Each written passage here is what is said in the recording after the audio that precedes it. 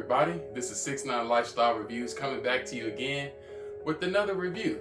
But this time, this is going to be the first time that I've ever done this. I'm not really into gun collection videos. There's multiple out there, and people have tons of firearms, which is good for the American community to be able to protect themselves. And it's nice to see everybody out here trying to do the best to protect their family and also having fun going to the range and going hunting. But for me, for my first gun collection video, I'm gonna do something a little bit different. I want to not only talk about my firearms, but also I'm gonna talk about what type of firearm it is, what type of caliber it uses, and what the purpose of the firearm is for. So I'm a brand new gun owner. I can say I've been in the gun game. Well, not brand new. I got a little tiny rust on me. I've been in the gun game, or you could say the firearm game, for at least about 2 years now. I've learned a lot. Now, I don't have a ton of firearms, and I honestly feel that I don't need a ton of firearms, but I'll get right into the reasoning for the firearms that I have, and hopefully to get more in the future. So here we go. So I'll start off with my pistol. And all my weapons have been safety checked. I do have a home defense pistol that has bullets in it, but nothing in the chamber. So when I lift it up, you're gonna see bullets in that firearm, but like I said, it's not racked, and I would have to rack it in order to use it. So starting off, I have my Canik METE SFT. And this is my first and only pistol that I have at the moment. I'm going to probably get another carry pistol, or I don't know, maybe something I could use for home defense. But right now I'm carrying the Canik METE SFT.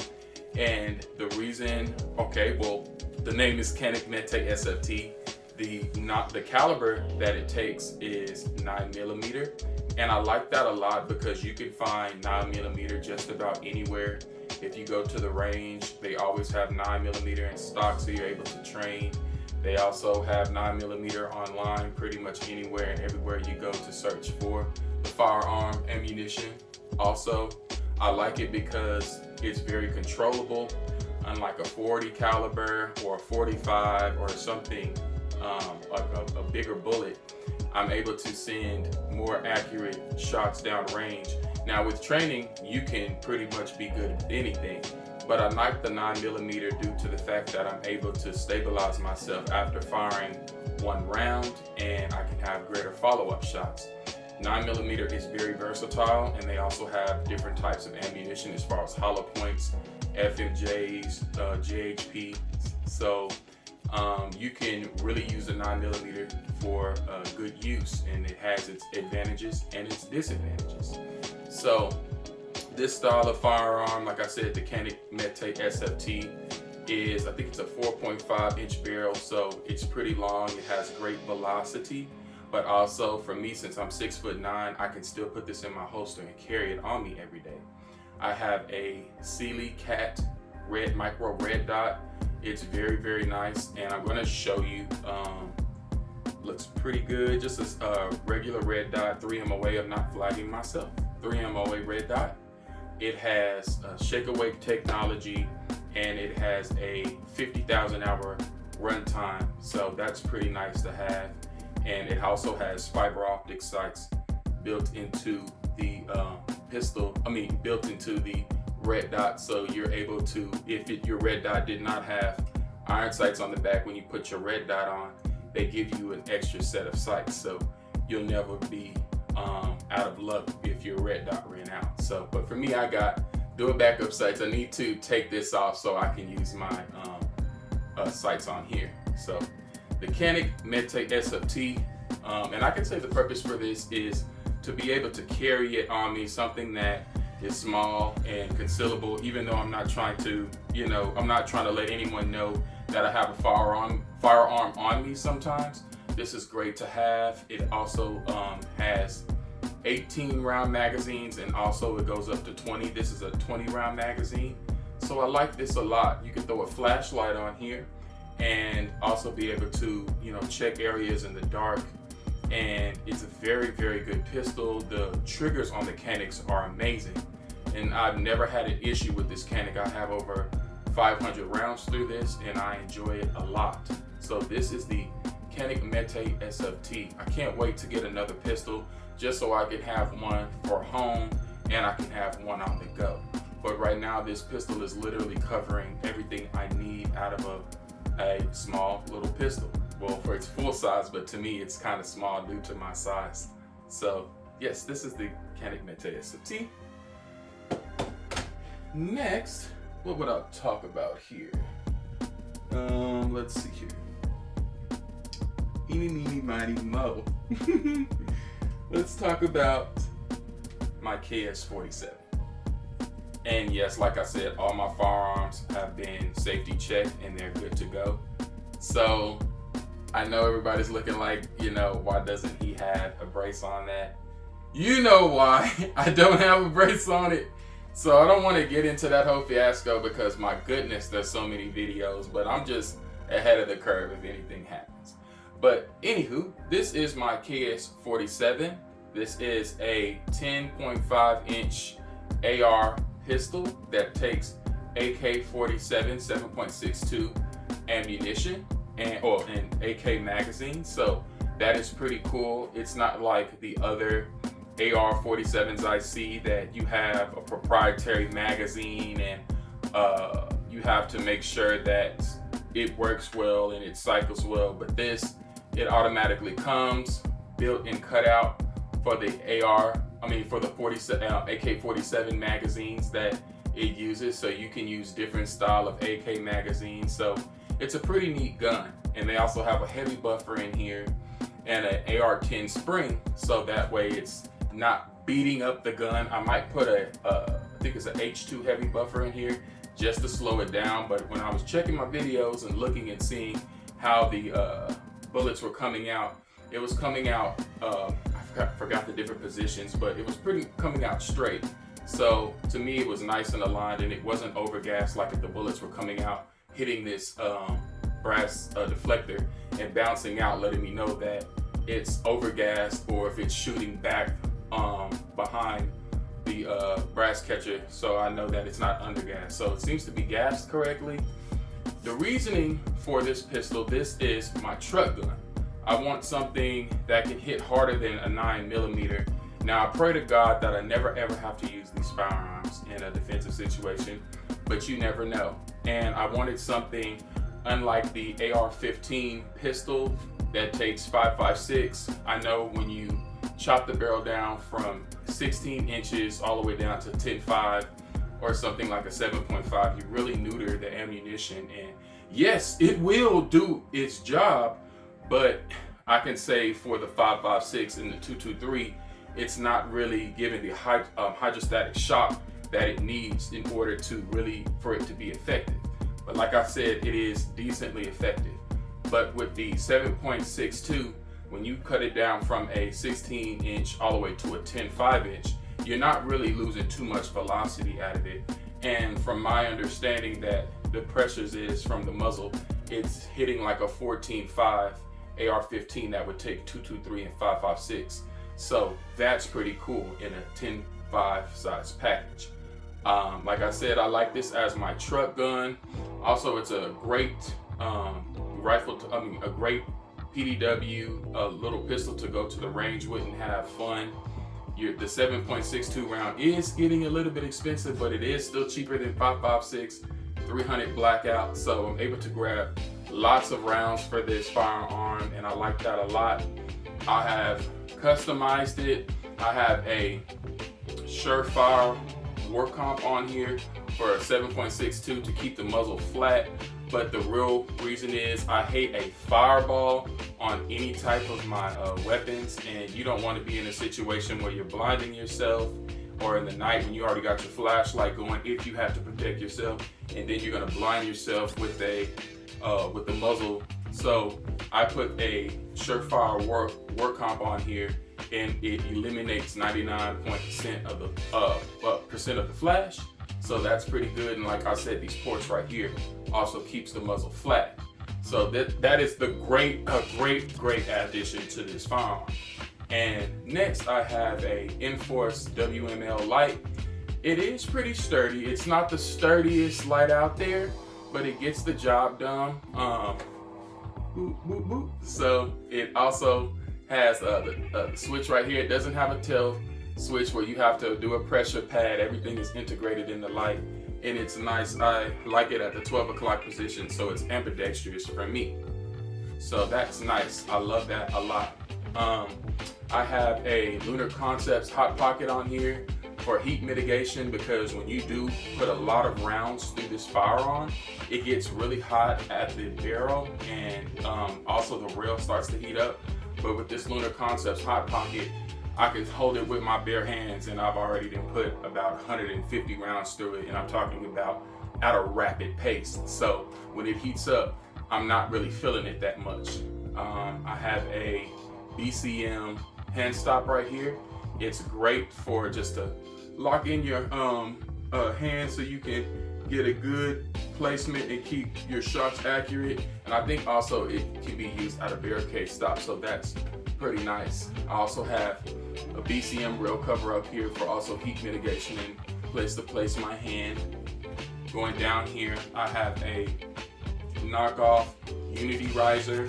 It is really good. I can't think of the height that it is at, but it is at an extreme height. But the reason for this is they had it for night vision, so your goggles and stuff won't, get caught trying to lean down. But honestly, I like it for the other reason that you're able to keep your head aligned. So instead of ducking down, I can't really see on the side of me, but when I have it at this good position here, I'm still able to look all around and see things. So I like that height, and I'm not crunched down having my shoulder, low. And I feel like now I have a great neck alignment when I'm able to look down the sight. And it is paired with a Sight Mark Wolverine. I like it a lot. This is the CSR. I also have the FSR version. It's 50,000 hours runtime, no shake awake, but it does have a 12-hour runtime when you turn it on. I believe it has 10 settings, 2 night vision, and it takes a AA battery, so I like that for on the go. I know this sight's, I haven't changed this battery out in almost a year and a half, and it's still running fine. And it's nice to know, like I said, as my truck gun, if my battery goes down, if something happened, if something hit the fan, then I'm able to go into any little store and find a AA battery, put it in, and keep it running. And plus I have AA's down in here with a cleaning cloth to make sure everything is going to be working properly. Oh, and I didn't talk about that there is an iron sight. If you didn't see any iron sights on this firearm, that's because the iron sight is incorporated inside of the riser. So that's pretty good. If my riser goes out, if my red dot goes out, I get right down on my riser and I'm good to go. Also, I have a ambidextrous, I can't charge it just due to YouTube's policies, but it's an ambidextrous charging handle, and it works well. I'm able to, use it for both hands to get back on target. And with this firearm, there's no last round bolt hold open, so you're gonna be using this a lot. It's gonna be good to, be able to grab it and go. And I had some ambidextrous safeties on each side, just so that way I can use left or right hand. Next, I have a Sylvan Arms Gen 4 adapter for the left side, and that's pretty cool. I haven't seen anyone with it yet. People are like, well, why is it on that side? Well, to be honest, I just wanted to try something new, and you really can't with an AR-15 variant, or just AR-15s in general. You can't shoot it when it's already, the pistol tube or what have you, the tube that's already like removed and put to the side. You can't shoot it. You're probably able to shoot it once, but that's about it. And I advise you not to do it. It even says on the back that you shouldn't do it. So it doesn't matter to me what side it's on, and I'm still able to come over if I need to. And then I can still do it on the other side as well for my left hand. So I like being an ambidextrous shooter. I've been practicing on that So it feels good to just be able to use things ambidextrously. And going back down to this is just a little rubber foam pistol tube cover for my stock. And like I said, I don't want to get into it due to the fact of it's just a big fiasco, but I don't want for me to be able to have to use this firearm and they take my firearm, you know, just in case I have to use it for self-defense, and it goes past a certain amount of days and I had a brace on it, and then they try to screw me and say that this is an SBR. So I just went ahead and took it off and put this rubber foam cover on there until something happens, or if I hear otherwise that the pistol brace fiasco is over with. So I just was ahead of the curve and put that on there. But this is my truck gun. This is the reason for this firearm. So yes, I have 380 rounds through this bad boy. It's all documented on YouTube. I have not had one failure. I know a lot of people have failures with the KS47, the older gen, but the newer gen, they did a lot of improvements to keep your mag steady, and also have a Toolcraft bolt extractor in here, so it's not going to really break on you like in the older models. So yes, the KS47, the truck gun. Okay, set that down here. Next, I have my Life and Liberty build. This is my AR-15.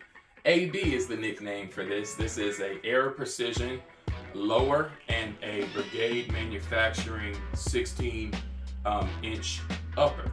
And I enjoy this firearm a lot. So like I said, well, it's an AR-15 standard 16 inch barrel.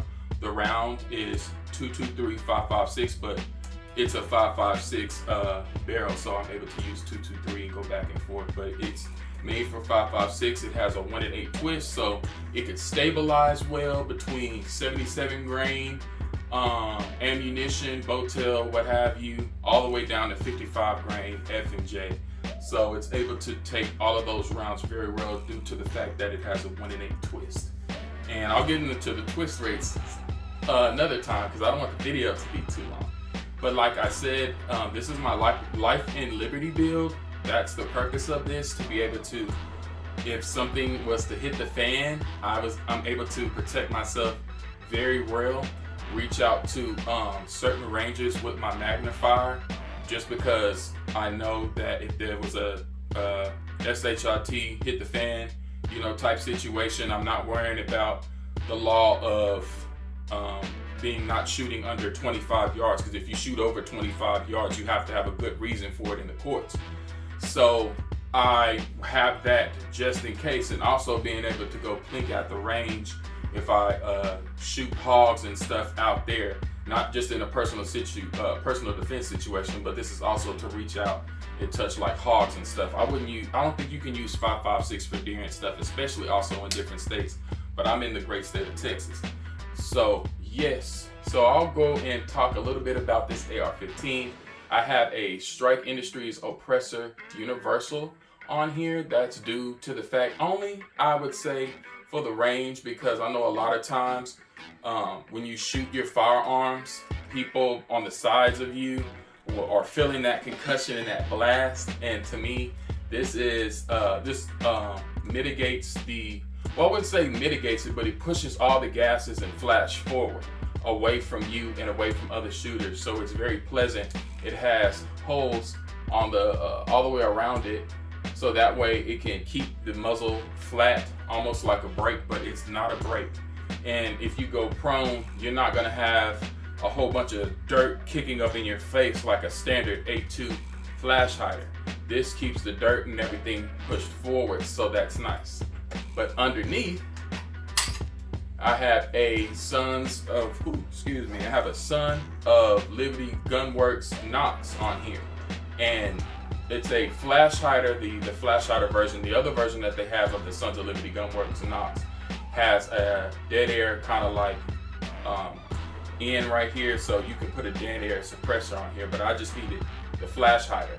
And I wanted a flash hider, like I said, well, a better flash hider, due to the fact I hate fireballs, and in the nighttime, if I had to use this, I don't want to give away my position if I had to use this in a a situation to where I have to defend myself. Other flash hiders, when you shoot, are like different types of muzzle devices. When you shoot brakes compensators, they'll give off a big flash and everybody's gonna know where you at, and they are going to have fun with you, let's just say that. So this keeps, I eliminate the flash with this, so it's almost just like the Surefire work comp down there.